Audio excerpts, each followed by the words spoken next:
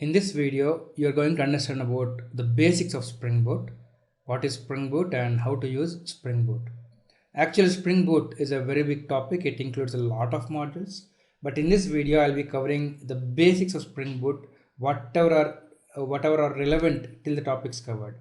And in further videos, we'll be talking about the other features of Springboard as well in detail. So what is Springboard? Basically, if you have seen many Spring applications, they require a lot of setup.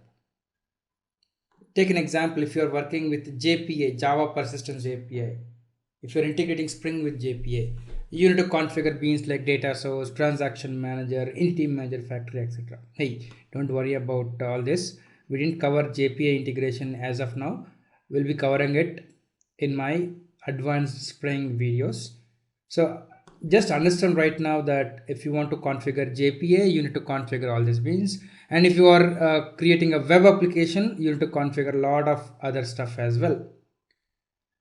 And if you are combining, if you are doing a MVC app with JPA, you need to configure all these beans. That means what I mean to say is Spring applications require a lot of configuration, which is mostly predictable, which is mostly we can apply all the defaults, right? Spring Boot, it uses sensible defaults mostly based on the class path contents. So what Spring Boot will do is if you have JPA related jars in the class path, it automatically configures a bean called as JPA entity manager. And also if you have some Spring MVC related jars in class path, it creates a MVC setup. But of course, these are all the defaults. You can override them easily. So Spring Boot is used to reduce the configuration basically and work with sensible defaults. So you can start your application with less configuration if you are using Spring Boot. So to work with Spring Boot, you can have to configure the Maven dependencies. So to make sure that the parent is Spring Boot starter parent. This is a parent artifact for all the other. And then for each and every module, there is a dependency. Spring Boot starter will have all the basic core Spring related dependencies. And if you want to add support for testing, Spring Boot starter test. And if you want to add support for JDBC, Spring Boot starter JDBC, like that you have to add dependencies in your Maven POM file. So the parent POM actually defines the versions of the dependencies, which is really optional. So parent POM will contain the versions. Versions are defined. And Spring Boot can work with Maven, Gradle, or Ant and Ivy. You can use any of your favorite build tools which are mentioned here. So whenever you are specifying any dependencies, like say if you take Spring Boot starter dependency, it has a lot of transitive dependencies which will load all the core jars. So like that, every boot related project will be having some transitive dependencies which are automatically added to your build path. So there are a lot of Spring Boot application starters, like the one for AOP, for batch, for JPA, JDBC, Jersey, test. There are a lot of modules. So based on whatever modules you are using, you have to add the corresponding dependencies in your POM file. Okay. So once you understood these things, let me just turn a normal Spring application to a boot application step by step. You'll understand what boot does internally, how it works, everything in detail in this example. So this project is same as the Java configuration project which I have used. If you see, there are configuration files where I have defined my beans. These are all the two configuration files. Now, what I want to do is, by using Spring Boot, I don't want any of the configuration files. So I want to eliminate all. So as a first step in eliminating all the configuration files, first of all, I'll go to this JDBC account repository. I'll annotate it with component. I don't want a bean definition, so I'll annotate it with component. And I'll annotate this constructor with auto wired. It will do constructor injection. Okay, so can I remove this bean definition? Yes. Similarly, for reward repository, I'll annotate it with component and this with auto-wired. Now I'll come back and remove this bean definition. Similarly, for transaction, I'll enter it with component and I'll auto-wire the constructor. Okay, this also I can remove. And email service, this I'll just annotate it with component.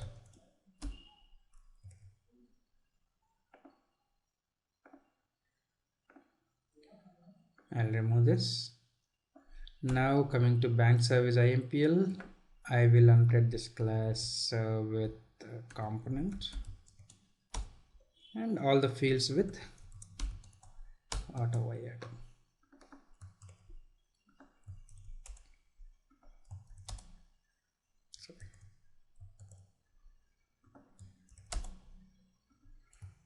Okay, so now I can delete this as well, right? So this is already present in infrastructure config. This configuration file is not having anything, so I can remove this. The data source is still present in infrastructure config. Okay, there is an error in the project. My test case. Okay, I'll remove this test case as of now. Okay. So I have removed this configuration file. Then infrastructure config. Here I have some beans, infrastructure related beans. As of now, I am unable to remove this. So what I'll do is I'll create a new class, another configuration file in base package. I'll say this as a bank application. So this will be my starter file. I'll take main method as well. I want this to be a configuration file, so I'll enter it with configuration. And I want to enable component scanning because I have used component annotation, right? So I've used component scan annotation. If I don't specify the base package, the current package will be automatically taken as a base package. Okay. Now in infrastructure config, I have this property source. I'll cut it and I'll paste it here. Then I'll just take all these bean definitions and I'll paste it here. And here are the database populators. I'll cut this and I'll paste it in the bank application. So I have a single configuration file right now, and this again infrastructure config has become empty. So I will delete this as well. I don't want this total config package, so delete it. Now if you see, the infrastructure related beans are still present. Other my own beans I have deleted. Now to start a Spring Boot application, what you can do is you have to use Spring application. There's a class called as Spring application given in org.springframework.boot.run you have to use and pass the class files. So bank application dot class, and what are command line arguments I'm getting, I'm passing it. You'll understand the importance of this command line arguments a little later. So this run method is returning me an application context. I can take it in a reference of application context. Okay, see, I am not actually creating an application context by using something like new class path XML application context or new annotation config application context. I just give Spring application.run and pass my configuration file here. This run method will create an application context by loading this configuration file and returning. Here is where a lot of magic happens. We'll see it. Okay, now what I'll do is I'll say context dot get bean. What bean? Bank service, is it? Bank service dot class. I'll get a bank service.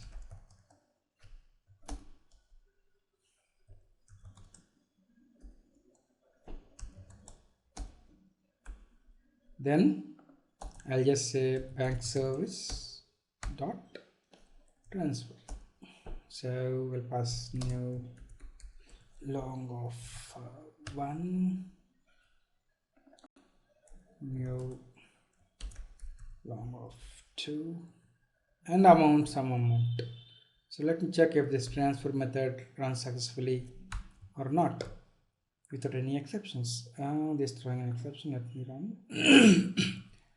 Okay, so let me run this main method. Observe what will happen. File not found db.properties. db.properties. Okay, it is in test resources. It's related to testing only. So I'll just cut it and paste it inside src main resources. I'll copy and paste here, and I delete it from test resources. Okay, so now let me run.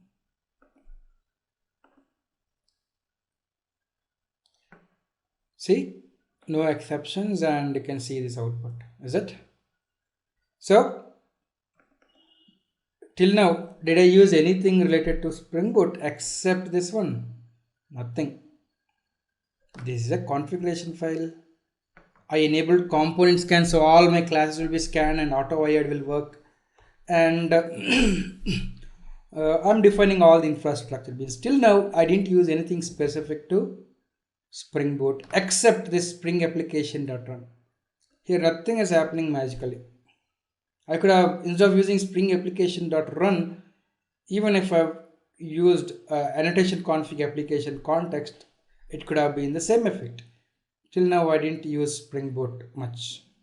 So if you want to use Spring Boot, what you need to do is, first thing, you need to enable, you need to use right annotation, enable auto configuration. If you enable auto configuration, then you are actually using Spring Boot. What this enable auto configuration will do, I will show you. But whenever you enable auto configuration for Spring Boot, then see here, what I want to do is, I don't want to write this property source. If you are using enable auto configuration, what will happen is, in the class path, if there is a file called as application.properties, it will be automatically loaded. So if I want this properties files to be loaded automatically, I'll rename this to application.properties. So if there is any file called as application.properties in class path, automatically that will be loaded. Now you can avoid this property source annotation. Okay, so let me check if it still works without any exceptions. No exceptions, it seems to be working, right? So this application.properties has been automatically loaded. And also what I was doing, I was using this script and then initializing the database, right? So I don't need all these things. If I'm using Spring Boot, I will delete this and I will delete this. If I have a file with the name schema.sql or data.sql in my class path, automatically Spring will execute those fields.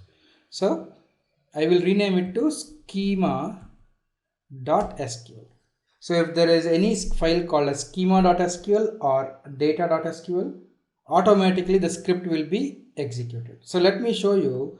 I'll go to my database, I'll drop my database and I will recreate it Spring.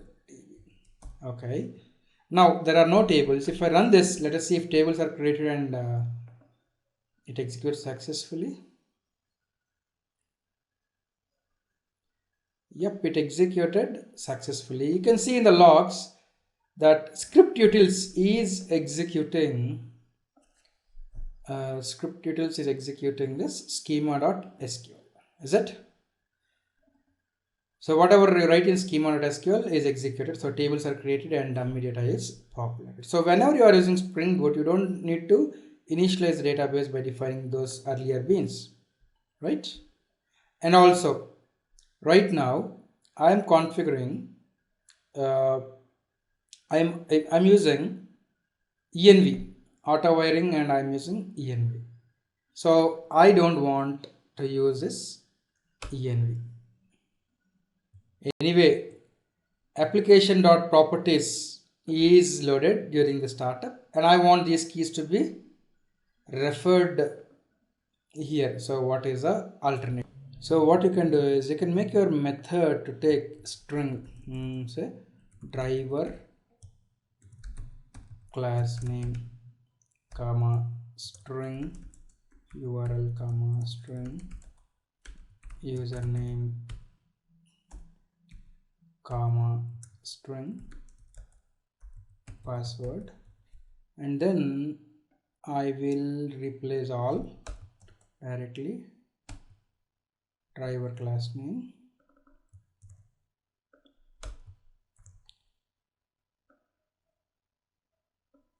URL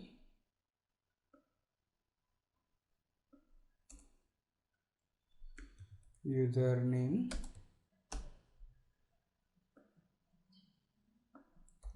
password.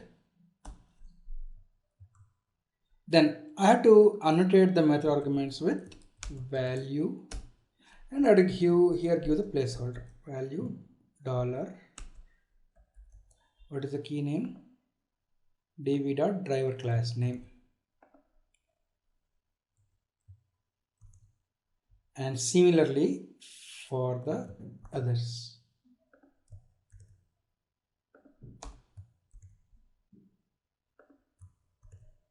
And what are the others? db.url, db.user, db.password. I'll copy paste.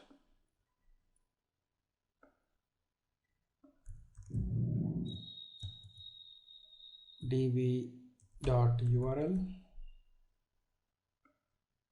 db.user, and db.password.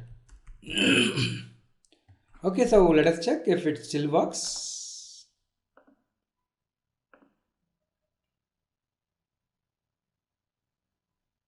It still worked without any exception. So instead of using environment, you can make your method to take arguments, and you can pass the values by using value annotation like this. Okay, but again, I don't want to do all this. I don't want to set. I just want to create a basic data source, and I have to give it.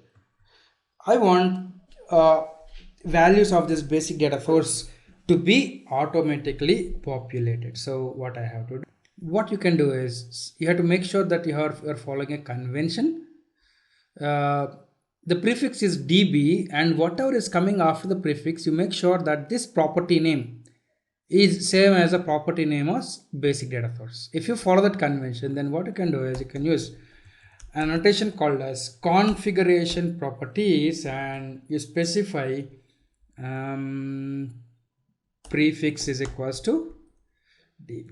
So if any key in this dot properties file is having this prefix, and after dot, whatever value you have, if there is a property in this basic data source, they will be automatically populated, right? So let me check if it still works or something else is required. See, it is throwing an exception. So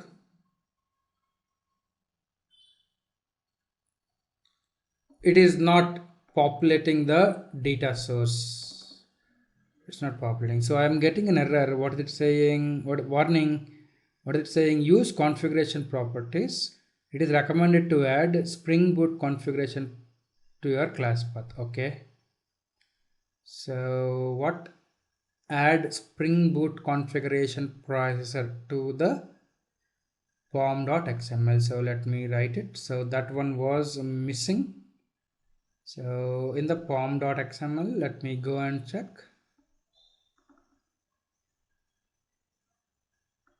Just saying that Spring Boot configuration processor. Oh, is it not added? Oh, that's the thing.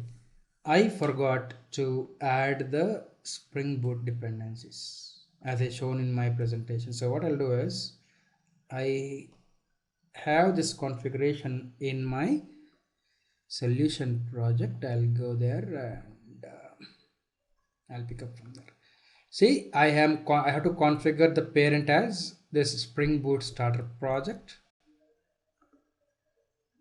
Instead of this, I'll configure Spring Boot starter project. 1.2.5 release is what I'm using, and the other dependencies, other boot dependencies and all, I am just configuring. I'll just copy paste.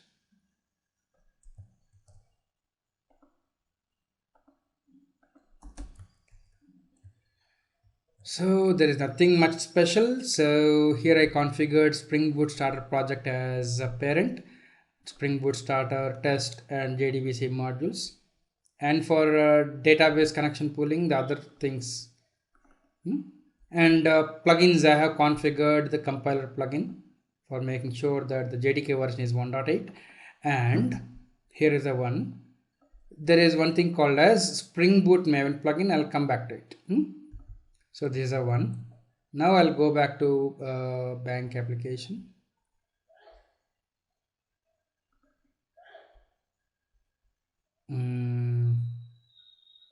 Still I have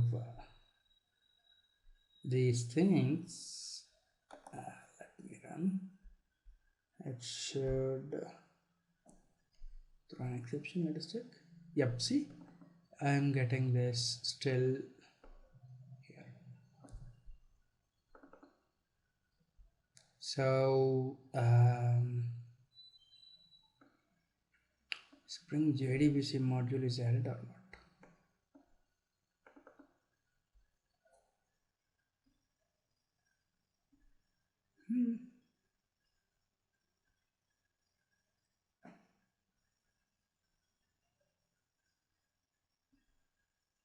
Okay. Now add Springboard configuration processor to POM. Let me check.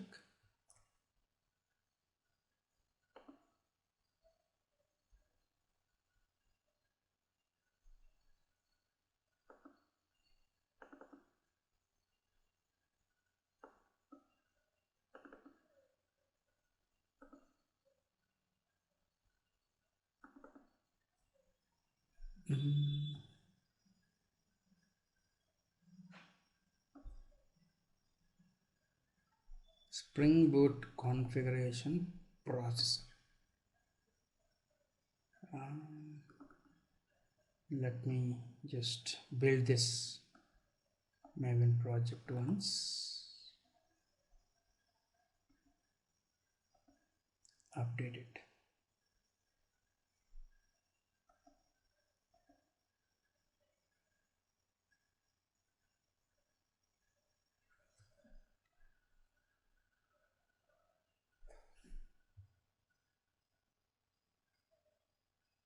So the error in pom.xml is like gone.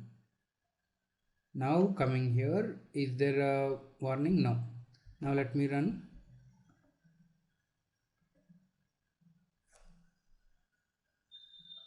Again I'm getting an exception.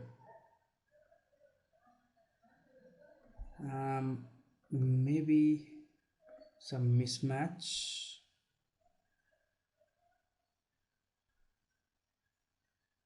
Okay, driver class name, I guess. Let me check here. Data source dot set driver class name. This is the one which I have to use. Set URL, set username, I guess, again, not user. Set username. Yeah, I have to use this. So spelling mistakes, so you have to make sure it's a good thing. I think for password it is same. So let me run now.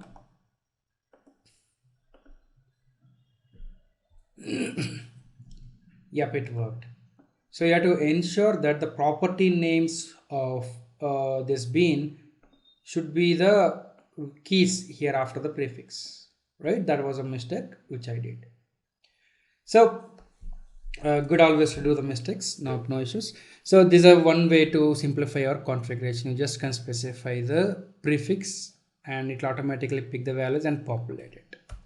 Okay, then next, I don't want to configure this whole bean at all. If I don't want to configure this whole bean, I have removed mostly configuration. See, then what I want the data source also to be automatically populated. So what I can do is I can use control space spring dot data source. See, there are properties data source dot driver class name. Okay, I have to use say standard keys. If I use a standard keys, I don't need to even configure a bean for data source. Okay, spring dot data source dot URL.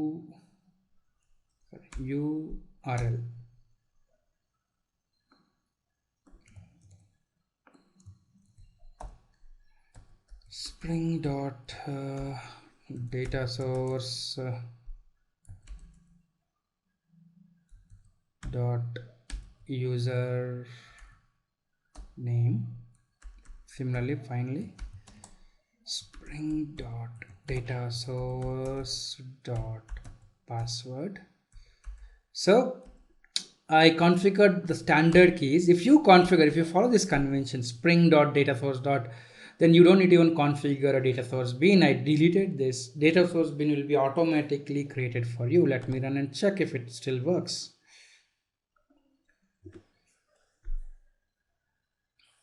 Oh, it's working. So how many configuration files do I have right now? Let me remove all this unused imports. How many configuration files do I have right now? Only one, bank application. This is a configuration. But did I configure any beans? No. So with 0 beans, I am able to achieve the same functionality.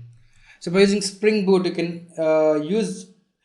can work with defaults, and Spring Boot will create the required beans for you. But how is this working? Let us see. All the magic is present in enable auto configuration. I'll control click on it. Enable auto configuration. If I use, see, there is something called as enable auto configuration import selector. These files are imported. So what is this enable auto configuration import selector? This is a class, right? And here it is loading something called as Spring Factories Loader. There is something called as Spring Factories Loader. It is loading some factory names. So actually this code, what it is doing is it is looking for a file called as spring.factories. So now let me show you. See, in the jar file, in the class path, there are a lot of jar files. There's a jar file called as Spring Boot Auto Configure. In this Spring Boot Auto Configure, let me go and show you. There will be a folder called as meta.inf, and inside that there is spring.factories. And here you can see for enable auto configuration annotation is equals to, it is given lot of comma separated configuration files are given. So all these configuration files are automatically loaded. See, lot of configuration, lot of auto configuration files. So this file, what it is doing, it is loading all the classes and it is including those resources.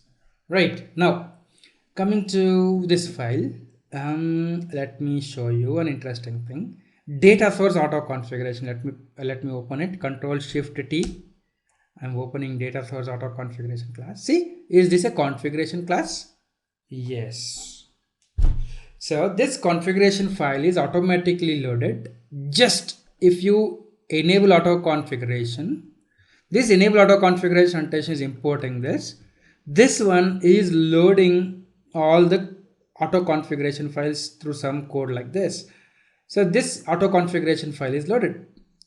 So this is a class annotated with configuration. But should this configuration file be loaded when creating application context or not? There is a condition, conditional on class. So if there is a class called as data source dot class, if this class is present in class path or this class is present in class path, okay, if these classes are present in class path, then only this configuration file will be considered by the application context, considered to be loaded by application context. Actually, if you see, we are using spring application.run. Spring application.run will select the configuration files based on this conditional on class. So to check in the class path, is this class is present? If yes, then only this configuration file will be selected for creating application context. Okay. So if you see here, come down. Again, I'll show you. Okay, see here, there is one more static class. What is this doing? This will be considered only on missing bean data source or exa data source. So if there is no bean of type data source defined or exa data source defined, then only this will be considered. This class, this configuration class will be considered. Okay. So did I define data source or exa data source here as a bean? No. So this configuration will be considered. Then see here, there's a bean method untitled with data source. Bean, this is bean method for data source. So here it is creating an object of data source by loading which file? By loading what all properties? This properties, data source properties. Oh, this data source properties is auto-wired. Let me open this data source properties. See, for this data source properties, there are variables like driver class name, URL, username, password, etc. And this class is annotated with configuration properties, and the prefix is what? Spring.dataSource. So if there are any properties with this prefix and these names, this class will be automatically populated. An object of this class will be automatically populated. Do I have, see, the prefix is what? Spring.dataSource. Do I have a prefix spring.dataSource? .url? Yes. Driver class name? Yes. Username, password? Yes. So what happens is, an object of this data source properties will be created by loading the properties with corresponding prefix, right? And that is auto-wired here. Very interesting, is it? So that is auto-wired, and those properties are used here to create a data source bean, right? So same thing. Okay.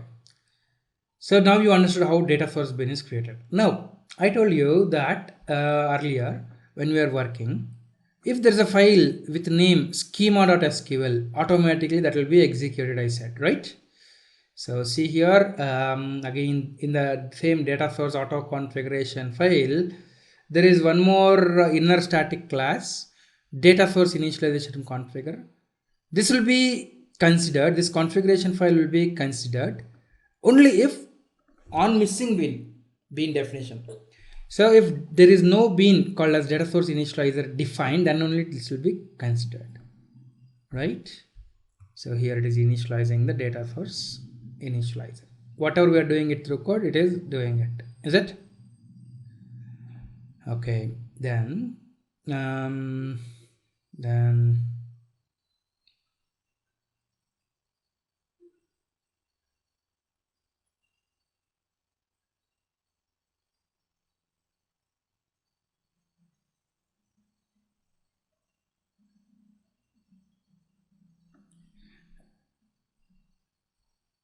yeah. So you understood about one configuration file, data source configuration. Okay. And did you understand how this at configuration properties work? Earlier I have shown you how to use at configuration properties on a bean method. Now you can use this at configuration properties on class level, and you can inject this anywhere else, right? So that's what we are doing here. That's what we were doing here. Data source properties is what I add. But where am I defining a bean called as data source properties? Here I am configuring enable configuration properties data source properties. So this configuration will populate the data source properties. Okay. So hope you understood how this Spring Boot is working. It is only because of auto configuration. Once you use enable auto configuration, all the auto configuration files will be detected. But whether to consider this AOP auto configuration or not. So when? Tell me. So let me just open this one, AOP auto configuration. When will this AOP auto configuration class will be considered for application context? If these class files are present. But did I add them in my pom.xml? Did I add the AOP dependency? No, right? AOP dependency is not added. So tell me, will this AOP configuration file, will this configuration file will it be considered for creating application context? No. Is it?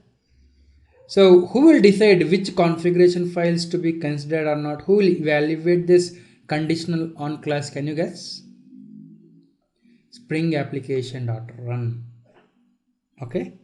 Spring application.run is the one which is actually creating application context. But while creating application context, what are all the configuration files to be used? So this will decide which configuration files to be used based on the configuration. So one thing I would like to show you right now. I will add a Tomcat dependency, Springboard Tomcat dependency. If I add Springboard Tomcat dependency, it will start an embedded Tomcat also.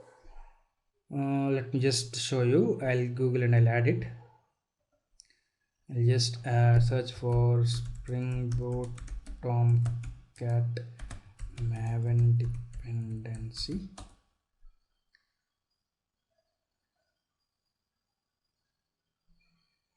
Okay, so I'll select this. So I'll select this. I'll copy this and then add it as one of the dependency. I don't want to mention the version. Okay. Now, is there Tomcat auto configuration?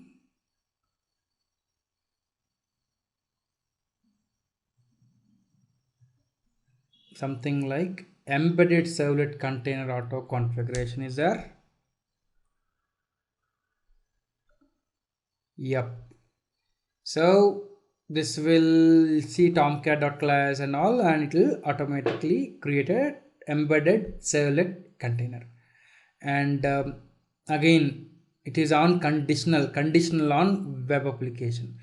So if this is a web application, then only it will be treated, right? So let me run and check if embedded Tomcat starts or not.